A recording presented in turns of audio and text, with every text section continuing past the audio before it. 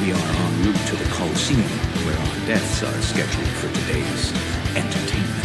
A warrior who looks into the eyes of death and stands his ground. All my life, I've moved from one fight to the next. Right, welcome everyone. This is episode 36 of the Comics Emotions podcast. I am Chris Phelps, and thankfully, and probably quite a lot of people out there are happy, Dave is back. How are you doing, mate? Not too bad, mate. Good to be back. A little bit of a hiatus there, but you've been steering the ship manfully as I've been away, so really appreciate it. So I'll just say the usual. So welcome to the Comics in Motion podcast, everyone. What we like to do here is we like to review media like movies, TV shows, and games that are based on comic books. Myself, I'll be looking at the media from the perspective of a long-time comic book reader, and Chris will be looking mainly from that media perspective, and we'll walk through the different films. Practice, you see, and meet somewhere in the middle with our different perspectives. And what we also like to do, we also like to spoil everything. Now, I'll announce a little bit earlier. So this week we're going to be looking at an animated feature, Planet Hulk. So we're definitely going to spoil that. But there's a chance that we're going to spoil a little bit of Thor Ragnarok as well. So if you don't want to be spoiled by either of those two, hit that pause button, give them a watch. Thor Ragnarok definitely, and then come back and give us another listen. Good stuff. So Chris, how's it been? You've been doing all the editing. You've been doing everything, haven't you? So you've been learning a bit of the editing side of it. Yeah, because obviously this is the comics podcast is more well produced than obviously you do it most of the time. There, you have done 99% of the time.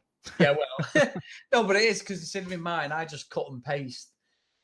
The actual audio, and then just go with there. Try and remember if I've made a mistake somewhere and edit it out. But it's been good. It's been good. Sort of not overproducing it, but just getting everything together. And I've had a couple of different guests on as well, which have been good. Jamie, we had Matt on again. We had Dr.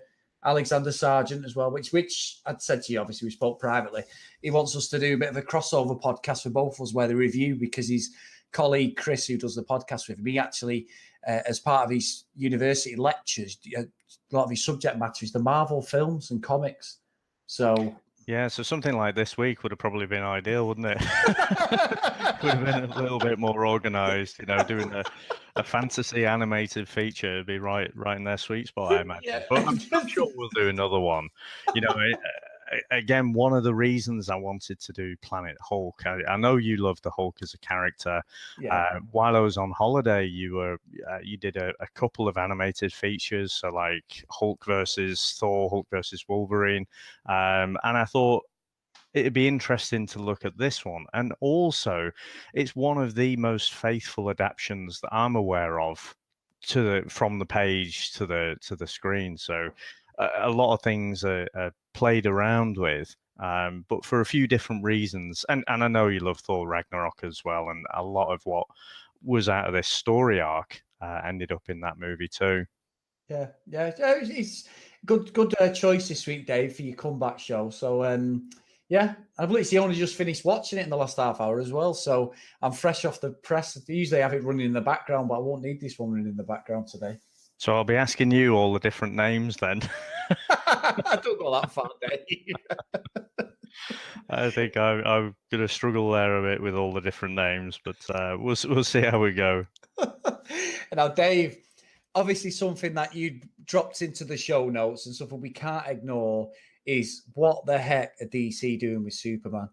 It's crazy, isn't it? So I don't quite know what's going on there. So there's all these rumors, and to be fair, I think the rumors have gone on for a little while now, haven't they? That they're going to replace Henry Cavill. I did see just before we logged on that there's a big push for Nick Cage.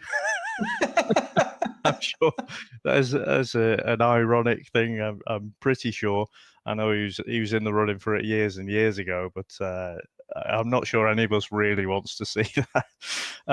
But yeah, and I think it seemed to really come to a head yesterday, where it seemed that, well, okay, he looks like he's gone, but then I haven't seen anything official, so it all seems to be the rumor mill still. Yeah, I know a lady came out who's one of the main head honchos over at Warner, actually said, he hasn't gone anywhere. He's just put his cape away for a while. So obviously he's just got a role in a computer game adaptation, a massive computer game for Netflix called The Witcher, which is a huge show. He's got like the main character's like a grey long hair. It's all set in like a medieval, separate world and stuff. So how they're going to adapt that, whether it might adapt into a Game of Thrones type production, but he's been wanting to play that part for a long time because it's been pitched for a few years now. And then on like The Witcher 3, which was one of the best reviewed games of the last few years. So whether that's why and this Netflix thing might take off, I'm not sure, Dave. But for me, he has been the closest thing we've got to Christopher Reeve. I love Superman, my favorite superhero, and I don't think there's anyone else at the moment out there who could do it justice. I mean, I saw someone say about Michael B. Jordan, which obviously we're taking a slightly different direction, and he was great in the Black Panther. But I'm not sure how they'll do that. How this story arc would it start again? With the Batman stuff with Ben Affleck, I don't know. You can only tell that story so many times. Yeah, it's all very strange, isn't it? I mean, I'd be surprised if Cavill himself was going to ditch the Superman gig for Witcher, as big as it is in the gaming world. So I just don't get it, and I agree. I think we spoke way back in episodes 1 and 2, didn't we, about Superman 1 and 2. And I don't think he quite has that duality that Christopher Reeve had. He when he's Clark Kent, you can still see he's a really handsome dude with a chiseled jaw, isn't he? Yeah.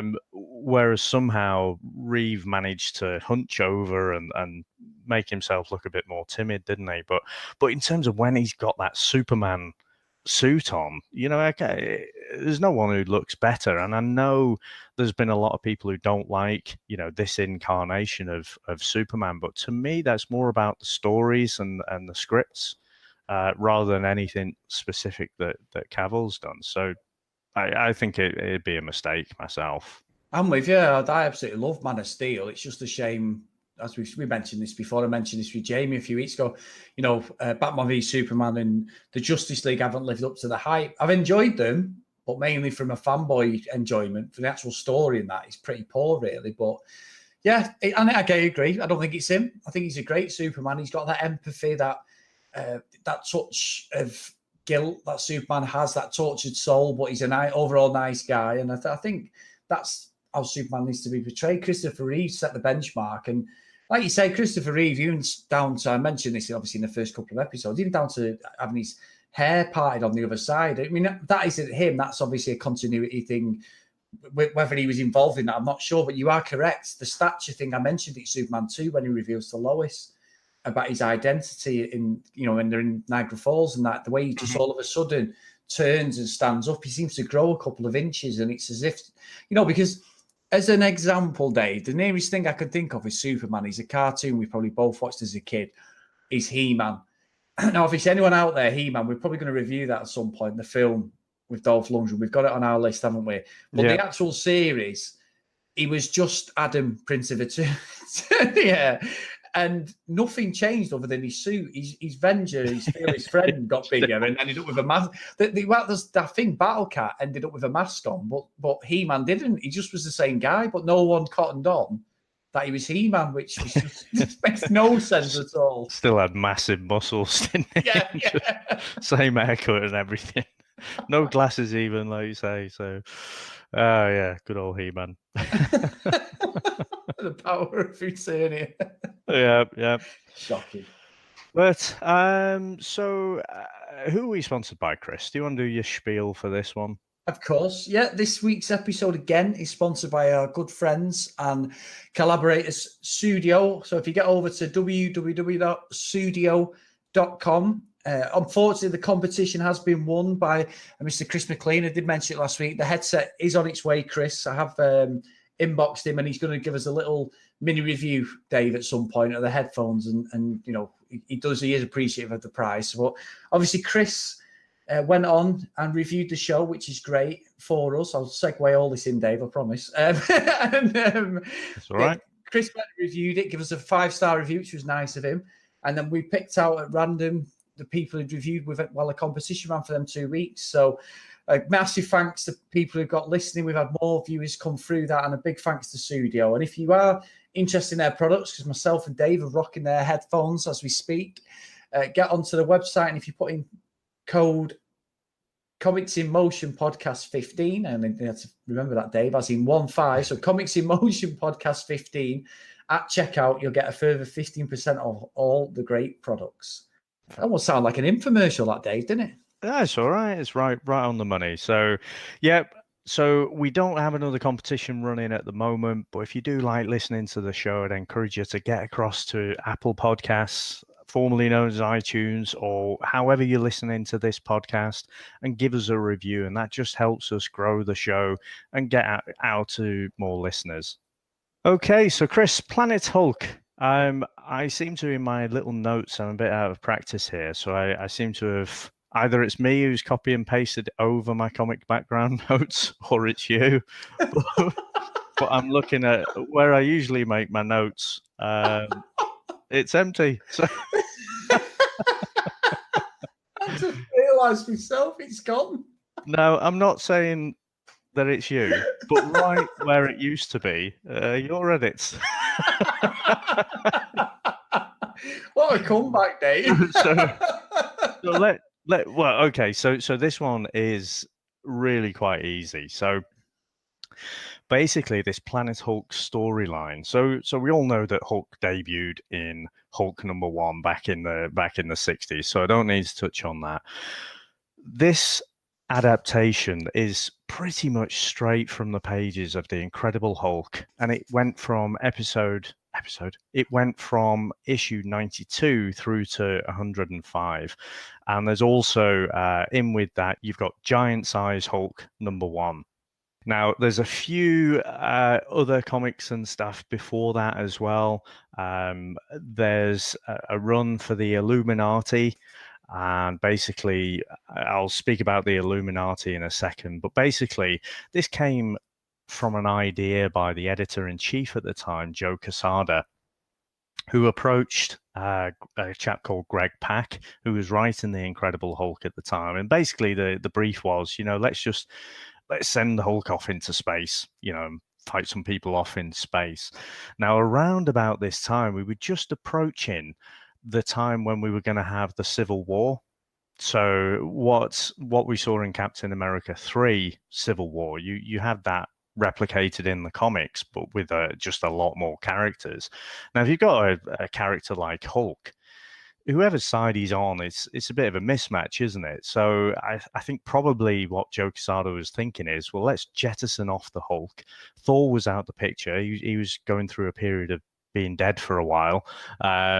And so those guys were out the picture, and then you could kind of have the Civil War. So before this happened, they had to get the Hulk off the planet, I think.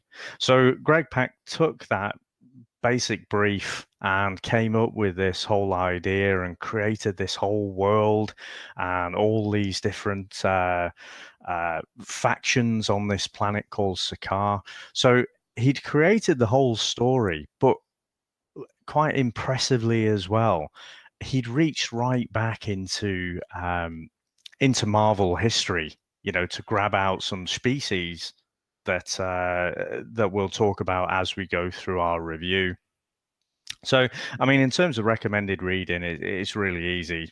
You can either pick it up at single issues, so 92 to 105, but I'd probably recommend picking up that trade paperback. It's a really good read. And that's the comic background. So, Chris, any movie background? Couple of things standing out, Dave. Obviously, it came out 14th of Jan 2010. The original screenings were all at the New York Comic Con around that time.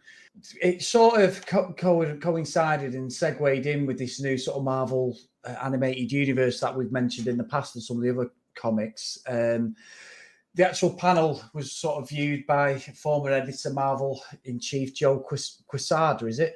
The Hulk editor on this one's Mark Paniccia as well. So sorry, I had myself on mute there. So it's pronounced Quesada, so as if it's spelled with a K, but it is spelled with a Q, isn't it? So it looks like Quesada, but it is Quesada. Yeah. That's it, Casada. Very well. They all sort of greenlit this project. They wanted something, as you mentioned before, Dave, that was as close to the panel as possible, which obviously doesn't happen very often. It come out it was a PG rated film, which I find quite unusual having watched it, because it is I suppose it is, but there's a lot of gore and knife sort of work into stabbing. There's a lot of obliteration stuff in cartoons, which we mentioned on Hulk v Wolverine, was one of the first ones I've seen properly where it had that sort of edge to it, which wouldn't make it a Saturday morning TV cartoon. I didn't look, but I'd have thought it was a 12. Yeah, for that exact same reason. Yeah. It says TV PG, which I find quite interesting. I suppose with these things, it's quite difficult actually to find a lot of information out regarding the production, but they were all happy with the way it went. They're happy with the way it was produced and everything, and the actual end product, Marvel Animation, with Eric Rollman was actually praised the production of the actual product. IMDb is at 6.8 out of 10. What I find quite interesting, Rotten Tomatoes, they've actually got it at 55%. So I went on looking at some of the reviews, and again, it was very, very mixed, Dave, which, considering the actual comic creators were on board, and usually when the comic creators are not on board, it's very hard to sort of translate that or feel like the actual visual representation of their work is up to scratch. You usually find it afterwards, don't you? They'll come out and say, like, it's not what we expected, or it just didn't hit the right notes. But genuinely, it was well received within the comic world. All people behind the actual panels were in praise of it, but the reviews were very, very mixed on it. One thing I do want to know, Dave, about the whole thing, and we'll get into this obviously as part of the review, because it's what I'll bring up, is, well, the Hulk wasn't voiced by Fred Tatasciore, who is the guy who is the Hulk over all these comic book adaptations in the Hulk v Wolverine, Hulk v Thor, going back all across the Marvel thing. He was always the Incredible Hulk. Now, I can actually segue something in here, Dave. When we went to see Nolan North for Comic-Con, and I did the press conference with him, he actually mentions, people say to him, like, you're always going to be a certain character, like he's Deadpool in that Hulk v Wolverine, or he's always going to be in the gaming world. Last of Us or something? Not The Last of Us. No, sorry, it's Nathan Drake. He's always going to be Nathan Drake out of the Uncharted series, always. Even though he's got a show reel of different things he's done, he's always going to be Nathan Drake, because that's like his biggest work for over anything in the computer game or comic book era. And someone asked him a question about, would he play like the Hulk, or would he play another character? And he mentions this Fred Tatasciore and says to him, there's nobody can play the Hulk. He said, I can do a good impression of him. He said, but he is the Hulk, as I am Nathan Drake. People can imitate me, but that's my niche. And for this one, they've used a guy called Rick D. Wasserman, which I was looking on his Wikipedia. Again, he's like Nolan North, and that Fred Tatasciore, he's got an absolute show reel as long as your arm of TV, films, animated work. He specializes in animated and computer games. And this guy, he's a totally different Hulk. And I know this come out, I think it was only a year after the Hulk v Thor or Hulk v Wolverine series that's released. And I find it quite interesting they've gone in that direction, which is something I'll bring on to obviously in the review in a sec. But yeah, that's it really for movie stuff, Dave. That's cool. And what I find interesting as well, so this came out, it was direct to video or direct to DVD in 2010. And to be honest, at the moment in the cinematic world, I think it's broadly accepted, isn't it, that Marvel are head and shoulders above what DC and Warner Brothers are doing. I'm sure there's going to be DC and Warner Brothers enthusiasts and evangelists out there who'll disagree, but broadly speaking, that's what we think at the moment. But in the animated space, I think DC are still probably they put out the better product. Now, around about this time, like I say, I think it was the year before when they brought out the Hulk versus, they brought out Planet Hulk in 2010. This was, we have to think Iron Man came out in 2008, so just 2 years before. And that was the start of where we are now in the cinematic world. But I don't think anyone, even the most enthusiastic, positive person, would really think there's a high probability that they'd manage to successfully knit together all of these different properties and storylines and everything to come together to what we saw as Avengers Infinity War earlier this year. So it seems to be that they had a go at the animated stuff, but then they're not really, it's not their priority at the minute because they're killing it with the movies. They're probably just not as interested in the animated space. And so that, I think they've probably taken their eye off the ball there in trying to get to the front there as well. And that's why DC are still, and Warner Brothers are still just that bit better. Yeah.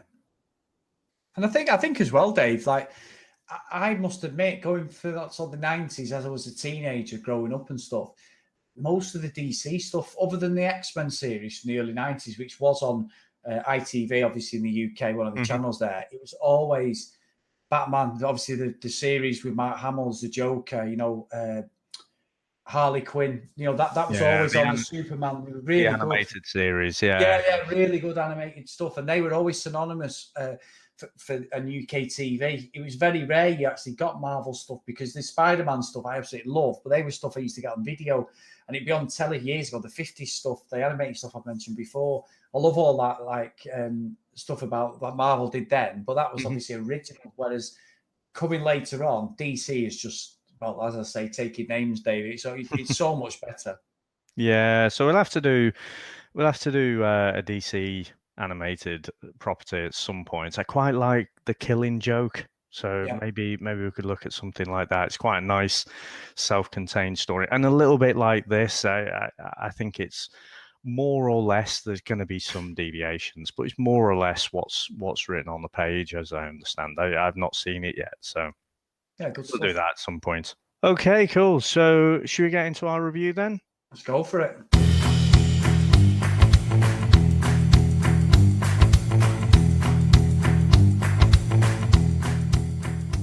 Okay, so we start off, don't we, from the Hulk's perspective. He's obviously in this spacecraft, and you get Iron Man sort of giving him this little speech. Now, can I just ask you, did you recognize all of the different people who were in that hologram speaking to the Hulk? No. So I mentioned the word Illuminati before. So basically, it's been through a few different incarnations. It came together, but around about a little bit before this time, before it was released in the books. This idea that you basically had Iron Man, Reed Richards, Doctor Strange, Charles Xavier, and Black Bolt, and I think Black Panther as well was in it. So they all formed in the comic books this Illuminati. So they'd get together in secret, and then they'd be making some of the bigger decisions. And it was I quite liked it as a cool concept, you know. And you know, you tend to think of these heroes as operating mostly on their own, or, you know, if they're with the Avengers, they're all pulling in one direction. But here you had this, you know, heroes behaving in this secretive Illuminati kind of thing. And what had happened, they don't talk about this, but in the books, in the lead up to this story arc, Hulk had been on the rampage in Las Vegas. So he basically leveled the place, and, you know, the Illuminati all get together and they decide, look, he's just too much of a loose cannon. We're going to have to send him away. And so that was what led us up to that point. But obviously we just get thrown in there in the movie, don't we? It's straight in there. And I guess it kind of makes sense as well, doesn't it? You know, because you could say, well, Hulk's quite often smashed up stuff. Even in the cinematic universe, you know, he goes a bit nuts sometimes, doesn't he? Yeah. Sorry, Dave, go on. Sorry. But yeah. So just to give that additional context there, they'd specifically had this event where he trashed Vegas, basically. Dave, I can't have that. I'm going there in about 60 odd days. I can't have anyone trashing my favourite Well, place. luckily it is animated, so the real one's still standing. But yeah, because obviously, you know, it's all new to me watching these from a reviewing side, and obviously it's new for yourself as well, reviewing the animated stuff. Other than being a fan when we've watched them, and I think it's your debut, Dave, on an animated one. Say again, sorry. Isn't this your debut review on an animated? It is, yeah, because the Hulk versus ones, you did both of those with Matt, so that was another reason just to throw this one in. No, it was good. I mean, it starts off quite well. I'm not going to lie. I was quite interested, thinking, no, I like this. It had that sort of Hulk v Wolverine vibe about it, but it seemed a bit more well produced than the Hulk v4, which was just a bit of a mishmash to me. And obviously, myself and Matt give it really bad scores. But I've got to say, Dave, the reason I mentioned about the actor is this. I'm not happy about the Hulk speaking. I know we have the Hulk incarnations where he's like a hybrid, isn't he? And that's what they're trying to say in the new Avengers 4, that because Hulk has this inner turmoil with Dr. Banner and stuff, and you've mentioned this yourself, that he ends up being a hybrid, doesn't he, of Bruce and the Hulk strength. A bit like, what's he called? Hank out of X-Men, the Beast, when he becomes a hybrid. Hank McCoy, and he's a big, and that's obviously something in the comics is there. It's not something I've ever come across, as obviously not a comic book fan, as we all know. But I'm not happy with this guy who's playing the Hulk. He sounded too much like Wolverine out the Hulk v Wolverine, and that it absolutely takes me away throughout the whole cartoon. I've got to say, I'm not happy that he speaks so well. Yeah, he does, and it does jump out that bit, doesn't it? And actually, when he gets down to the planet, so I'll jump ahead a little bit, and then we'll come back. But there's a line there that something like the talk bots or nanobots or something have got to your brain, so you can understand me. I thought, well, I guess you could explain that's why the Hulk is speaking there. But then later on, he doesn't have, this little device that controls him anymore, and he can still speak.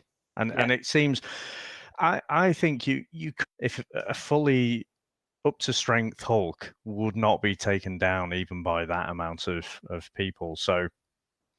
Yeah, that obedience disc, that was what the words I was searching for before. And that's again, they just took that idea with Thor Ragnarok, didn't they? Just straight out of this story. It's just a kind of inhibitor and then just keeps him obedient. And I think as well, Dave, because you'd mentioned this to me before we did the review, the similarities, as you said before about spoiling Thor Ragnarok, it's amazing, isn't it? How, as someone who's read obviously the comics and stuff, how much, because I like Thor Ragnarok, you know that. I think it's up there. It's not as good as Infinity War, but it's not far behind. And I absolutely love it. I got the humor, I got everything. And obviously that's a lot down to the visuals, the directing, the writing. It shows, I think, watching this, obviously, this is pretty close to the panels in the comics. Yeah, they've taken stuff out, but also how much they change and manipulate to make it into more of a interesting story, if that makes sense. Yeah, I think it's really so let's go off tangent for a little bit, because again, with this being the closest adaptation, and a lot of people say, oh, such and such things changed from the books. And I think when the trick, I think when they bring this stuff to screen, and I think at the moment Marvel seem to get it right more often than not, is taking the essence of the character and the essence of the story, but adapting it and changing it where it needs to be changed. Now, the difference between this and Thor Ragnarok, this is very, very serious. And Thor Ragnarok was not, it's more lighthearted, and you've also got the whole Thor story. It's more from Thor's perspective than Hulk's perspective. So this was just like a part of that story. So there's more layers in there as well. But the thing that occurred to me was when I quite like the Planet Hulk arc in the books, and I do recommend people should go and pick that up because it is a really good read. It feels different though. When you're reading a comic book, the pacing, a lot of it is down to the writer and the panels and whatever, but a lot of it is just yourself, how you immerse yourself in that. And so you're working out your own pacing to a certain extent. When it's brought to the screen, between the director and I'd say the editor, those are the guys who determine what the pacing is. And I think this whole movie could have been at least 20 minutes shorter, and it wouldn't have felt so slow, because I just felt that, I enjoyed it, but I do think it suffered from quite a slow pace a lot of the times. Yeah, I agree. I thought obviously I haven't got the comic to base it on, but there's a few bits which I find quite interesting, Dave, for an actual animated movie, that they do try and put a lot of dialogue in. And as I've said before, with certain characters, the Hulk's character, he's supposed to be a beast, and he like an absolute animal, a hybrid person. So he's obviously not supposed to have an articulate conversation, but the way things are set out and explained to the Hulk, the Hulk's just used to going, Hulk smash, and that's it. He just goes crazy, or he might say the odd thing in a film. But it's like you say, we're not used to more than a couple of lines off him, if that. Some films, he doesn't speak at all, does he? The original Avengers, he literally, he says puny God when he takes out Loki. And that's it. Even the Ed Norton one, he says Hulk smash at the end, and that's it. In the cartoons from the 50s, it was you say Betty, and that was it because of Betty Ross. But in this, I am struggling so much, and it's good that they're setting the story out and there's being true to the panels. But I also think, like you've just said, you're totally right. Your imagination is not taken away as much as it should be, I think. You're not sort of thinking, what if, in the gaps in between the scenes, or as the scenes play out, they're pretty much just, it's like a child, I suppose. They're telling you how it is, like a kid's book, I think, in some respects. And I don't know whether, I don't think it's come across very well, but that's from an amateur point of view, as someone who's not watched hundreds of these animated adaptations. Yeah, I mean, I don't think I've watched hundreds of them either. Well, I probably have, but so another point at which it deviates, and I'm not going to call out every single one, but in the book, he pretty much he's taken in, and given this obedience disc, brought, he's going to be a slave, and then thrown into the gladiator pits straight away, pretty much. Whereas this next bit in the movie here, that's where he meets all of his fellow prisoners, isn't it? Yeah. And they have a bit of dialogue there, and he's the reluctant hero. He doesn't want to know. He just wants to be left alone. So again, for me, that in the DVD version, in the animated version, it all just slows down a bit. Whereas in the book, he's captured, has a bit of a fight, but it's taken down, and then he's thrown into the gladiator pits. So it just felt like it moved a little bit quicker than it did in the animated version there.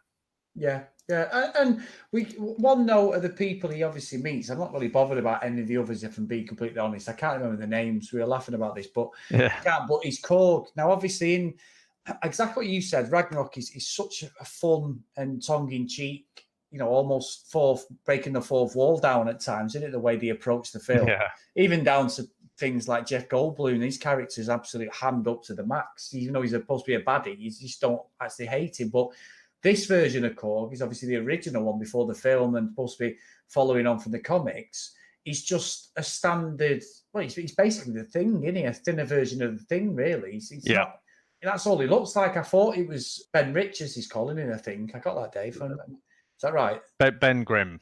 Reed Richards. Reed Richards, close. Yeah, close. But he just looked like that. So I didn't really buy it, if I'm being honest. And I kept thinking, I'm sure that's the one, because he's a brilliant character in Ragnarok. Obviously, it's so funny, and the one-liners are fantastic, aren't they? Love ways. Thor's reminiscing about losing Mjolnir, and he's saying, I'd swing my hammer and it would pull me off. What, the hammer pulled you off? yeah.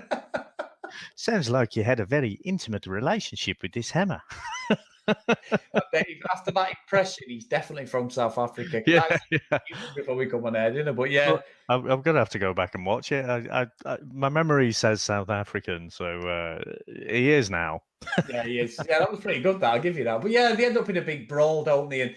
And Korg's brothers come out, don't they? And he approaches them a bit like, and I think this is where we get this from the film, don't they? Where Thor says, "Oh, the Hulk comes out, doesn't he? And the Hulk's still under a bit of a a spell in it, and he comes out and goes, "Oh, it's there's that line that Chris Hemsworth says he's I know this guy from work, doesn't he?" Or something. Yeah. And I think that's what it was. I think so they get thrown into the pits, don't they? I actually think where Beta Ray Bill comes into it later, it's more like that where it's segued in, because if you think this is Hulk's debut in the gladiator pits, isn't it? Along with his fellow prisoners. And I'll come back to Korg again in a minute, because he's one of these characters that's reached right back into the 60s. So he is a bit of a copy, I guess, off the thing from the Fantastic Four. But they didn't just create him for this this story, which I thought was pretty cool. So basically, like I say, they get thrown into the gladiator pits. They try and get Hulk to join in with their cause, join the resistance and what have you, but Hulk's having none of it, and just all this fighting's going on. He's just trying to walk off and get out the door. And this other chap, Lavin Ski, who's one of the natives, ends up getting killed, doesn't he, in the battle? And that really prompts the Hulk to kind of join in with the fight. And so in his debut there, he shows that he's pretty handy. And as I imagine it was in the old gladiator pits, someone who's a pretty good fighter would go down a crowd favorite. But he tries to take out the Red King. Now, I think in Thor Ragnarok, the Jeff Goldblum character, wasn't it, the Grandmaster? Yeah. So again, they've just changed it, but essentially in the original story, he's down as the Red King. I think for the tone of character, I think the Grandmaster was a better fit for Thor Ragnarok. But Hulk is still pretty weakened, but ends up getting taken down by Sakira. I think it's pronounced Sakira. Yeah. Not quite Shakira. I'm sure it's Sakira, so something like that. And so she's obviously, doesn't look a lot to her, but she's obviously pretty handy. She's just single-handedly taken down the Hulk, and she's like the right-hand woman of the Red King, isn't she? So he looks like the Red King is gonna kill the Hulk, but then because he's such a crowd favorite, he says, "Oh, I'll spare him," but just for now, I'll kill him later, kind of thing. But he can't be seen to, kill him when the crowd obviously love him. So I think where we join in with Thor Ragnarok, he's already a crowd favorite, isn't he? Because people have got their little Thor masks on and stuff like that. What did you think of that whole? We skipped over the whole fight scene, but actually these gladiator pits pieces, I think are some of my favorite bits. I think they all go on a bit too long. But what did you think of those, Chris? I liked the initial gladiator bit. I liked. So I had a bit of a problem with the Hulk just pushing a door while everyone was fighting, and we got too many flashovers to not flashbacks, but sort of pans to the Hulk's face as he's being told that they're fighting that sort of ant thing's next to him, innit? And saying like, they need you, sort of thing. Yeah. And it's pushing the door, but it didn't really make any sense. And he's just pushing and pushing the door. Nothing's actually happening to the door. There's a bit of tension shown on the animation. And it's like, all right, I get it. He's just trying to walk away. He's doing the old classic, Bruce Lee tactic. I don't know if you've seen The Big Boss, but it's like, I don't want to fight. I don't want to fight. Yeah. Oh, go on then. I will fight. And it went on and on and on, but it didn't build any suspense like you're going to go, oh, he's going to go crazy now. And it just, because the Hulk could talk, it just lost a bit of what it was. And then obviously the next fight as well, which comes straight after that, he's carrying a sword and everything. And I'm like, he's got his Russell Crowe outfit going down then. And I'm like, no, I didn't. I like the action. I like the fights. And I think the Korg thing with his brothers was a good bit of, it's a bit of a subplot as well, because it's like, see my family. And then obviously that guy gets killed, as you said, and they're sort of around his body, aren't they? He's mummified and talking. But I don't buy it, Dave, because of the Hulk, because obviously I have no connection to the comics.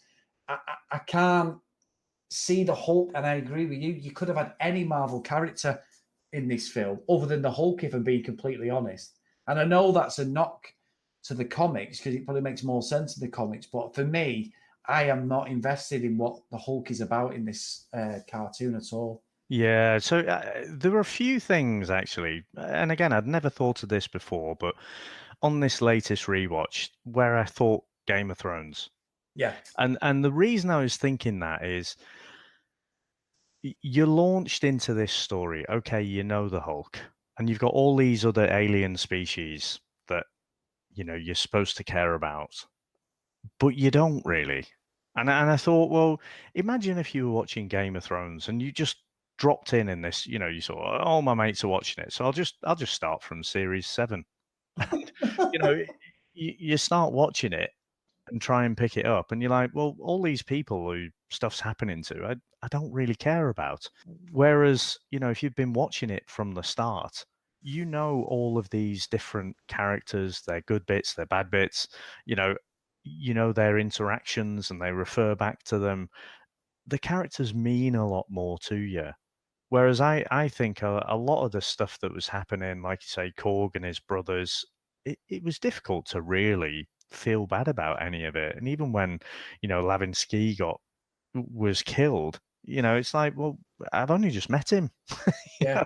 It's like a Star Trek red shirt kind of thing. There was the android who definitely was a Star Trek red shirt, who just got killed off. So yeah, it was all a bit strange. But yeah, in the second fight, they fight the wild bots, don't they? And Yeah. again, Hulk just without too much trouble just takes out there's the individual wild bots, and then there's this super wild bot type thing, and Hulk just takes that out pretty easily as well, and again cements him as that crowd favorite.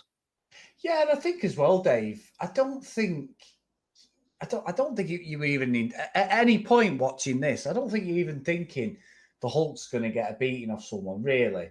Because No, not at all. When it comes to robots and that, as a sort of cartoon fan going back years, obviously, as a kid, whenever a robot comes onto the scene against a Superman, a Hulk, whoever there was, obviously probably a Batman and stuff like that, he's human, but that pretty much that robot's getting squashed, and there's going to be a load of electrics and a load of these guts flying somewhere or whatever. He's inner workings. Yeah.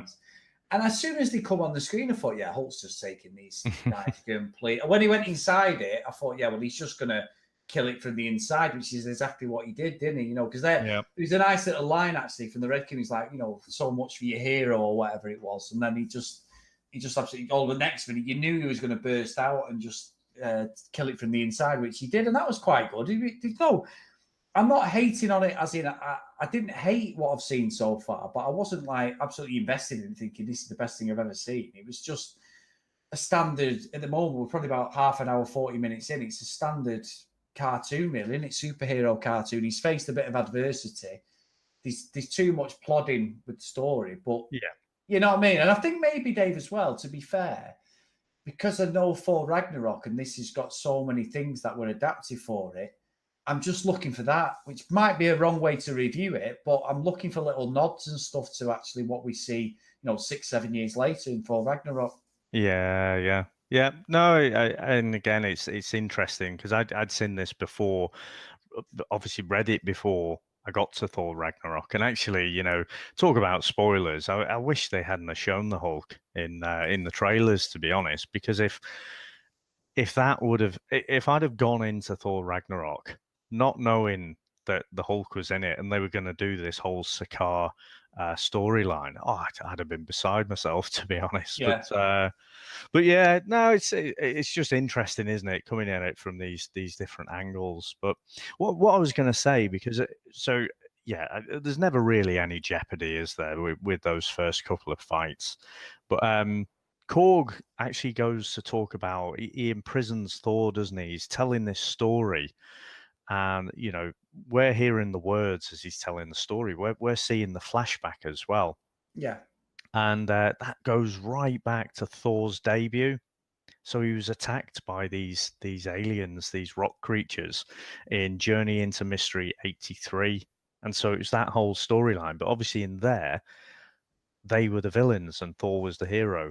Whereas as he's telling the story, he's talking about this other alien, and for the DVD version, you've got his mate Beta Ray Bill there, who's a Thor type of character, but he wasn't in the comics. But I just thought that was interesting that Greg Pakker's reached right back to Thor's debut to actually to bring in a character. He wasn't named as Korg in this; they were just random aliens kind of thing. But I thought that was a really good reach by the writer there. I've got to say though, Dave, Beta Ray Bill. Beta Ray Bill, What the heck is that name all about? It's got to be well, great name. we'll go into him possibly a little bit more when we get to his bit. But I mean, just before that third, and we probably should have mentioned as well, didn't we? So if they win 3 of their gladiatorial fights, they get their freedom.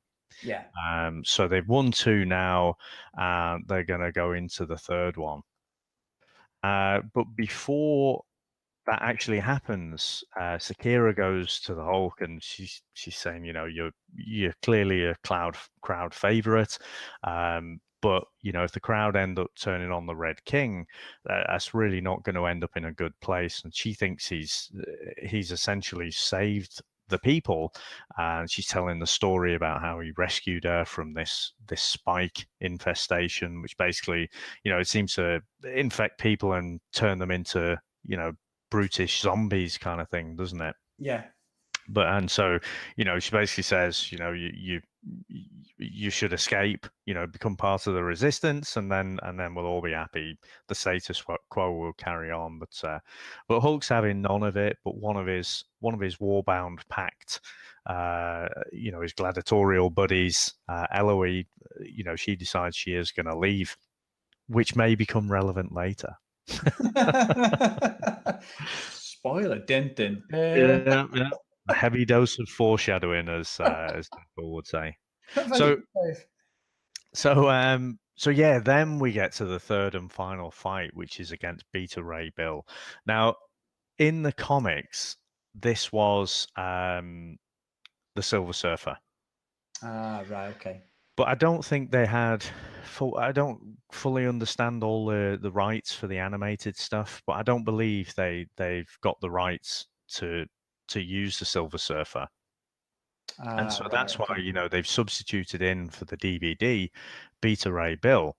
Now, what's interesting is, obviously for Thor Ragnarok, Thor is playing that role, isn't he? Yeah. And I just wonder, you know, what influenced what, you know, when I can't imagine in 2009, 2010, when they were putting together this stuff, that they were thinking, oh yeah, one day, you know, we'll have Thor, you know, and they'll kind of envisage what it will be for Thor Ragnarok. So I just wonder if that creative choice of choosing Beta Ray Bill, who's basically like, he is an alien, but he's got all the Thor gear on and everything. I just wonder if that made someone somewhere think, oh yeah, well, we could have Thor and we could do a whole Planet Hulk storyline. Yeah, maybe a fanboy type thing, because Thor's popularity was unheard of until, I mean, the first film come out, and I wasn't too sure about the actual, you know, Chris Hemsworth before the actual the film, but I absolutely love it, the first one. Yeah, his popularity and the daft over the top English accent he puts on is fantastic, and I think it may be because of him the secret of his own success, because it could be just something. It's like, we've got to get him in there, you know, because he's just popular. Maybe on the test screenings, when he's on screen, he might be one of the most popular characters, which I think he is, if I'm being honest. Yeah. And I think, to be honest, Thor's popularity has just gone through the roof with probably more so because of the Avengers movies and then Thor Ragnarok. I'm with you. I really like the first and the second Thors, whereas, you know, I know a lot of people don't like those. But yeah, I think with Thor Ragnarok, they just struck a different tone, didn't they, and decided to go more down the comedy route. Yeah. But yeah, so Beta Ray Bill then. So just to go over him very quickly. So he appeared in Mighty Thor 337 in the early 80s, 1983. So he's basically an alien. Kind of face looks like a horse, but he was able to wield Mjolnir, and they did so. You know, whoever is able to do that is obviously worthy. So, you know, he was obviously a good-hearted chap, and he could wield the hammer. he ended up getting his own hammer though. So this thing's called Stormbreaker. Now, again, the way it's animated, that's what you see there. You see it's this kind of golden hammer. It's not like Mjolnir at all. So again, they don't call that out. It's just there it is, And I did wonder, again, not knowing this Beta Ray Bill character, what it was you were thinking. Like, is this a deformed Thor or something like that? What were we actually thinking when he appeared on the screen? He just looked like a horse. Yeah. It looked out of place there. I know that sounds ridiculous because you've got these aliens and these, rock men and everything, but I don't know. It just looked weird.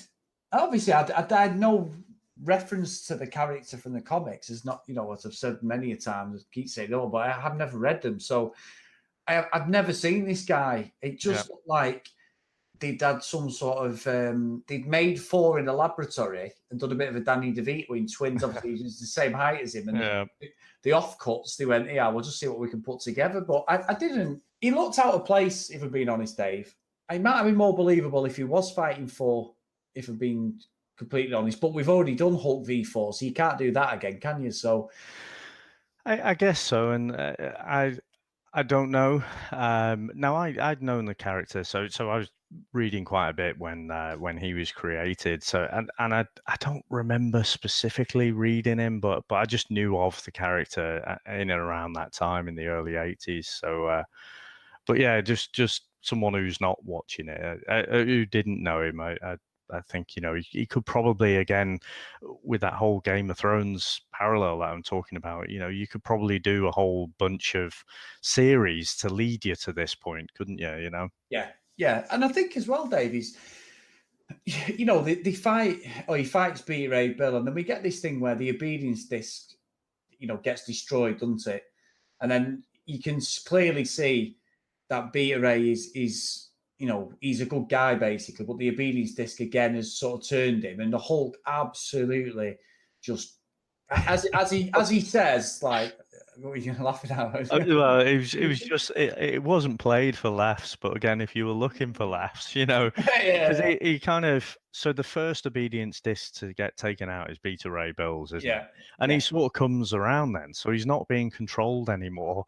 It was like, I'm free kind of thing, and then the Hulk just absolutely gives him the pasting of his life. He levers him, but and Korg and that have to stop him, don't they? From killing him, basically. He is absolutely on his last legs, and and then Hulk comes to his senses, and we get the whole thing where obviously the Red King comes out, and they're like, we've won now, stop it, we've won, we can go, we're free. And you think, I'm looking at the time on the DVD or the film. Sorry, I watched it on Daily Motion. I'm watching it online, and I'm looking at the time thinking, hang on a minute, we're only 43 minutes into this. I got the timing wrong before, by the way, if anyone's listening, when I was saying about the second battle, but we're 43 minutes in, and I'm thinking, we've still got about half an hour left here. Well, this isn't going to end well, is it? They're not all going to ride off into the sunset, and we have half an hour of them sat there like Thanos fishing or something in some dream world.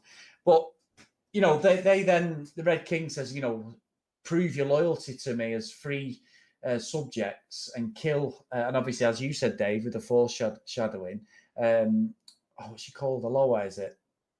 Yeah.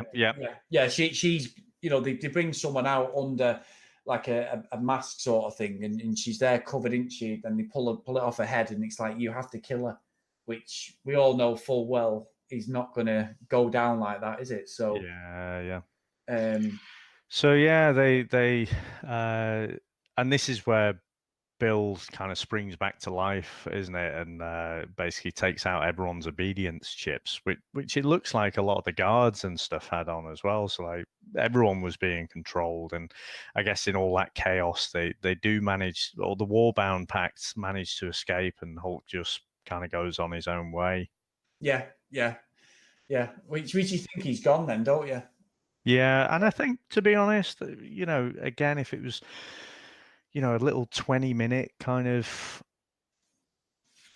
animated piece, you could end it somewhere around here, couldn't you? But no, he kind of goes off, and The Warbound pack, they head off towards this town, and basically Sakira's told by the Red King, you have to go off and kill the Hulk. So she catches up with him, and basically they have a fight, and you can see that she's more than a match for him, can't you? Yeah, she holds her own, doesn't she? There's no messing about. But there's not really a mention of why she can hold her own, though, Dave. I know in this world, the physicality, I know he's weaker, as you've mentioned, you are correct. We do see the green blood in certain scenes, don't we, when he gets into battles and that. So maybe that's what it is, his immune system's down or whatever. But is it really, do you know why she's so powerful? Is there a reason for that? I'm not sure, but I mean, part of the whole, spike infestation was the Red King thought, he'd find someone who'd be his right hand, so she's obviously impervious to all this kind of stuff and seems to be pretty indestructible. Yeah. From everything, because we see a bit later as well with the bomb going off, just nothing can seem to harm her. So I don't know why, but like I say, she was found as a young child, and she obviously had these gifts. Yeah, which we get to the next segment is obviously, as you said, the Hulk and her fight, and then as they're fighting, she sees a spike ship, doesn't she, go into her town, and then we get a flashback, don't we, of well, no, sorry, Sarah says to the Red King and asks him for help, and he basically reveals himself as the hooded claw, doesn't he, and says, it was me all along, ha, ha, ha, ha, because she's always relied on him as someone who saved her life, didn't she, from like the robot sort of army and stuff. I thought it was a bit weak, that, wasn't it? I mean, he's basically had this ruse going on for the last 10, 15 years, and she's basically indestructible. And he's just like, it was me all along. And I thought, well, surely there's a better way of doing that. But yeah, she obviously, even though she's been his right hand, she's obviously honorable, isn't she? In everything that she's doing. So she's doing it all for the right kind of misguided reasons. But again, Hulk, she goes back to help. The Warbound Pact are stepping up, aren't they? They're trying to save the townsfolk from all these spikes, and Hulk at the moment is just not interested in, or we think he's not interested, certainly initially. And this is where, again, I think they carried it on just a bit too long. The whole "I'm Hulk, just leave me alone" kind of thing. I didn't see the point of holding out for that extra couple of minutes or something, because he eventually does turn up, and he starts helping, but then he does get infected by the spikes. Yeah, and I think as well, we get the imagery of what the Red King actually does to Kasira's world, doesn't she? And like you said, she's got the child in her arms, hasn't she? Everyone dies around her. So it looks like a hopeless cause, even though he's infected. Hulk kind of pushes this big boulder essentially over his mates and to save them. And the Red King just deploys this bomb which destroys everyone, including the Hulk, we think, at this point. And Sakira's running out there, and she'd rescued this child a minute or so earlier from her infected mother. And I thought it was pretty brutal, actually. There was probably even more than the Beta Ray beatdown. She was just holding the baby before, and then she's just holding a pile of dust after that. And I thought, oh, crikey, that is pretty brutal. Yeah, for a cartoon as well, Dave. Yeah. I agree. There's some good little segments in this one that give that seriousness to what the actual subject is. I think I think slightly there's some better set pieces towards the end with the desperation setting in. Not because it's come towards the end of the cartoon, but the story is making a little bit more sense, I think, in some of these little bits at the end. Yeah, and so then we get, Red King's feeling pretty chuffed with himself. He's telling everyone that, I can't kill the Hulk already, and another Game of Thrones callback. He says you can't kill what is already dead. Twirly mustache, and it reminded me of the drowned god saying from Game of Thrones, isn't it? They say what is dead may never die. But as soon as he said it, I thought, oh, that's from Game of Thrones. Oh, no, wait, it is slightly different. But of course, he pulls the sheet back, and Hulk's not dead at all. So he this time, you think he's recovered from his spike infestation, but also he's got his strength back. So even though the Red King jumps into his little armored suit there, he's no match, and Hulk basically gives him the beat down, not quite to within an inch of his life. So basically just takes him out of the suit, and Sakira kind of throws one of the spikes on him, and he gets infected, so that his own what were they, death drones or whatever they were called, just basically take him out. So I still thought I'd have probably, for all of the death and destruction that he's caused, I'd have probably strung it out a little bit longer. It's still only a few seconds, wasn't it? But I suppose it's a cartoon. Yeah. I think as well, Dave. The one thing when you watch these things is there's always going to be someone who redeems themselves, isn't there? Always someone who redeems themselves, and it does feel like, you said it yourself. No, in fact, you better say that, Dave, because you haven't said it. I'm reading your notes. What you're going to say about the Star Wars bit? Oh, right, okay. Sorry.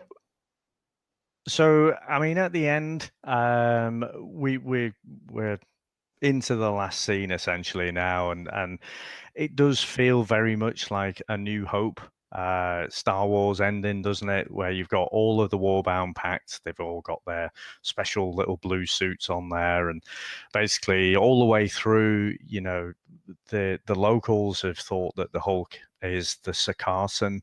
So he's someone who will come to the planet and make Sakaar prosperous again. So he's been resisting that all the way through the movie, but eventually, he says, "Oh, right, okay." And so he effectively becomes the new king at that point, and takes Sakira for his queen. And we get a little bit of a hint of there's about to be a kiss, and then that stops. But what I will say is, so it pretty much wraps up there. What I will say is, this is a nice. I'd mentioned ages ago, hadn't I, that comics are a much more higher volume medium than movies and TV shows even. So, you're always having to be thinking, or the editors and the writers are always having to be thinking about the next story, what actually happens later. So Hulk and so Sakira is pregnant with Hulk's baby, but the spaceship that he came in basically has a meltdown and blows up and kind of kills all the people on the planet, including his wife, which Hulk is obviously not too happy about. And he basically blames the Illuminati, blames the Avengers for that happening. So he basically heads back to Earth, and this is before a whole World War Hulk storyline, and he's the bad guy invading Earth, and he gives beatdowns like you've never seen before. So that's another good story to follow up this one. And what actually happens is the baby survives. So Hulk didn't know. He thinks everything's dead, and basically you have this character now running around in the comics called Scar, who's the Hulk's son. Right. I mean, I must admit, Dave, I didn't like the ending. Yeah, I'm not having the Hulk doing the old Han Solo bit with Princess Leia. I'm sorry, I just can't. I can't have it that he's civilized and he's this leader amongst men sort of thing. I just can't. Yeah. I can't do it.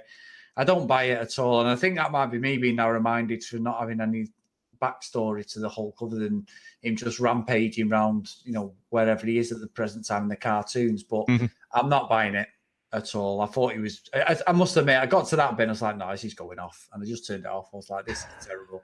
I made sure there was no over-end credits or anything. I just turned it off. I thought, I'm not watching this garbage. Just that bit, the end, it's not my. As you said, when you read a comic, it's your visualization. Your mind runs off with what you think's going on around it. And I'm thinking now, this is not my impression of what I think the Incredible Hulk's all about. He's not some civilized married man now who's now a king amongst, a generation and all this. I was like, nah, I don't buy it. I know that's bad, David. Sounds proper miserable. I can only apologise to everyone, but I was just like, nah, that's not. I'm done. Yeah, And was it just me? I mean, it was A New Hope, wasn't it? Right at the end. You just 100%, needed the music, 100%. didn't you? We just needed the music and some medals being put on Chewbacca, and we were away. You know, it was absolute nonsense. I was just like, nah. It sort of, it didn't make any difference to the cartoon. It's an enjoyable, shall we say, romp, Dave. A 1980s reviewer there. He says it's a bit of a cartoon romp, but it was, it wasn't fantastic, and that just. It was cheese ball amongst cheese balls. We might as well have called it a baby bell at the end. It was just, oh no, I can't have it. Go into our review? Yes, yeah. Let's go for it.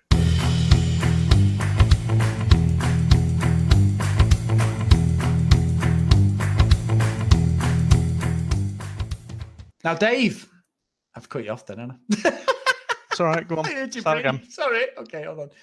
Now, Dave, with you, obviously you've been busy working and everything. I've been away and I've been trying my best, even with the comic book stuff. I've been blagging it. It's only fair that the main man gets to do the first review score back, Dave. So you can go first, my friend. Well, I wouldn't describe myself as the main man, but because I've not done it for a while, I'll definitely go first. Dave, trust me, looking at the comments on Facebook, definitely the main man. So anyway, go on. So I would say I think I watched this roughly when it first came out, and I was really impressed with it. How they'd taken what was on the panel to the page.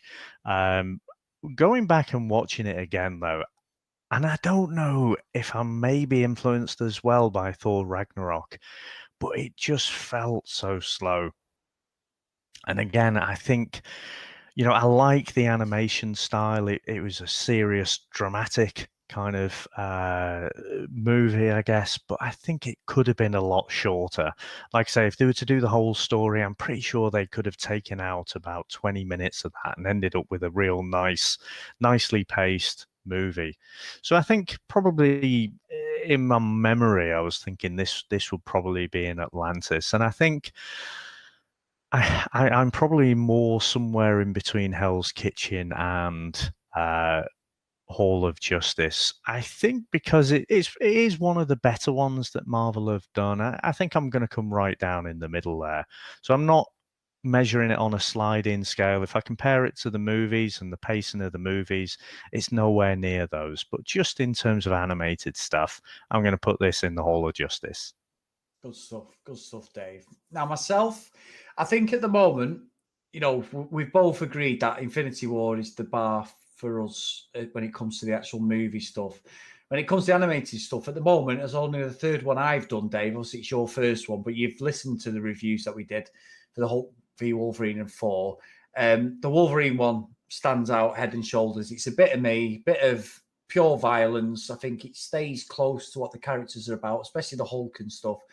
This one, as I've mentioned a few times, this Wolverine type voice acting was just absolutely atrocious. And I know it gives the Hulk a more human feel, but I think if he's going to talk like that, then you may as well have had him back as Dr. Banner, Bruce Banner, because that's what I felt it needed. I felt he needed that human. Now, whether it was a case of he wasn't being able to breathe on this world and he couldn't change back to the Hulk, I would have liked if I had that threat where he had to be in a complete rage while he's on this alien planet, because if he didn't, he'd have died, because obviously a human can't survive on that. It's just something. Can I jump in there? Actually, that's a really, really good point, because I was thinking again on this rewatch that there's just some exposition missing, isn't there? So we kind of, I guess we laugh at when the exposition is just so obviously for us, it's not a conversation between two people. I think Nick Fury sticks out in my mind the most, where the guys are like, we'll have to ring ahead and make sure they've got the escape helicopter ready or something like that. It's all just words for the audience to tell us something. I think in this, there was just a bit missing, wasn't there? So just a sentence or something to explain why is he not? He's chilled out Hulk, isn't he? So he should be, from everything we know, he should be going back to Bruce Banner. So yeah, I think I agree with that. I think there was, not only for that bit to explain why the Hulk didn't turn back into Bruce. Saying that, it's same in Thor Ragnarok, isn't it? He sticks around as the Hulk for ages. But yeah, there was a few bits where I thought it could have just done with a little bit of exposition there. Yeah, because I think for me, obviously not knowing any of the backstory, when he gets that obedience disc, he should have then changed to human. And then, because that's what the Hulk's about, seeing that transformation where he'd like in the Hulk v Wolverine, Hulk v4, it's that inner turmoil he goes through where he's trying his hardest not to rage, not to become this. I have no problem with the guy who was talking if he'd have been Bruce Banner, not the Hulk. That's where I have a big problem with that. So for that, it just made no sense. And yes, and as I said before, I am comparing it to Thor Ragnarok. So there is stuff I'm looking at, and I'm looking at little things to see, oh yeah, that's why that was in that. That's why that was in it. I just didn't get it. I didn't say I didn't like it. I'm not going to say it was terrible. But for me, I just think I'll never watch it again. I've never got any inkling to watch it. The ending was just atrocious. I think I've just got to send it, Dave. I'm sorry to do this, but you've got to go to the Phantom Zone. Oof. It's just straight in there. I'm sorry. And I do think, Dave, as we've said, and I'm not trying to put you under pressure on myself, but I want to, if you don't mind, and obviously, I think we should maybe go for a DC one next week. Next week? Yeah. I do. Let's the one that you mentioned, Killing Joke. Yeah, I think that's one that I'd be interested again because it's quite a faithful adaptation. There's a few little things where, and we'll speak about those next week, where it deviates. But I think that's broadly the story.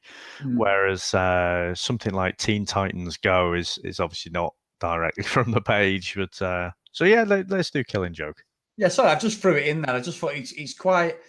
To be transparent, because the 3 animated ones we've done are all Marvel. So it'd be nice to go down the route of maybe a DC one and do a couple of DC ones over the next couple of months just to spread it out to see what the comparison is. And in my head, if the DC ones are as good as what I think they are and stuff, because I know the Batman ones are faithful to it. So yeah, I mean, interesting. Yeah, so he's got to go to the Phantom Zone, Dave. I'm not forgiving on it. The Hulk cannot speak like that. I'm sorry. Very good. And I would say I kind of agree with that in terms of the Hulk speaking, because you think, well, typically that's the Hulk's weakness, isn't it? That he doesn't have the intelligence. But if you give him all the intelligence, well, he's basically Superman, isn't he? You know, he's this unstoppable machine. So yeah, okay, very good.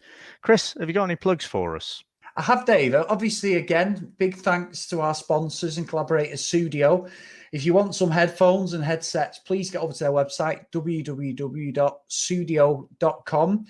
If you see anything you like, put in code Comics in Motion Podcast 15. That's 15, and you get 15% off all orders. So give them guys a follow. And if you want to see what they're all about, put on Twitter, #Sudio or #Sudio Moments, and you'll come up with all sorts of different products and lifestyle shots of their products and headsets.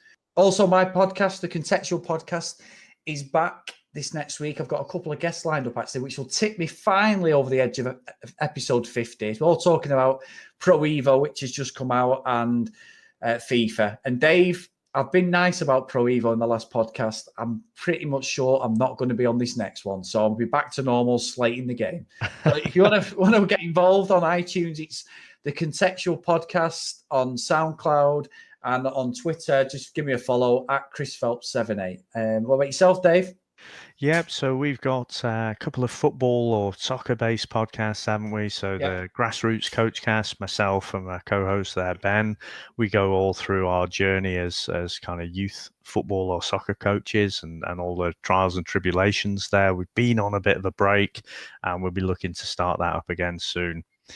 The other one is the Chat Footy podcast. So again, we've had a little break there while we've had the international break, but we'll probably be starting that up again next week. So thank you very much, Chris. It's been great to talk to you again, go through this stuff, and it's good to be back. As I'll say Noel Gallagher once said, so the alternative I probably shouldn't talk about. So yeah, that's true. Dave, all I'm going to say to you is it's great to have you back, mate. It's been a great episode. Big thanks to all our guests who've come on and the interviewees we've had on. The interviews, sorry, we had as well with Alex. But as always, Dave, they've been grade A. Having you back is A+, because you are the main man. If it isn't for you, we haven't got the comics in motion, mate, because Wikipedia, I cannot convince anybody listening to this, as some people have said, I know what I'm talking about with comics. So we need that, Dave. We need that lemon and lime effect, I think, don't we? The yin and yang. So, yeah, definitely. I'm not sure which one I am, Dave, but either way, I'm just glad to be involved in our podcast. No, it's been good. It's been great to be back, genuinely. Yeah, good stuff. Now, Dave, all I can say to you is Hulk smash. Now I don't know what to do. If you want to fight for us, at least fight for yourself. A warrior with boundless strength, whose power knows no end. This is impossible. And this warrior shall strike down all evil.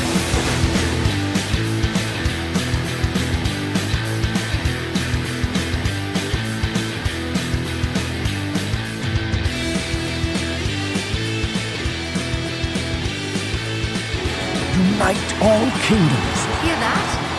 They think you're the savior of this planet. They're wrong. And through his blood shall restore life to all of Sakaar. I once thought you were a man of honor, Hulk. Now I see you're nothing but a monster.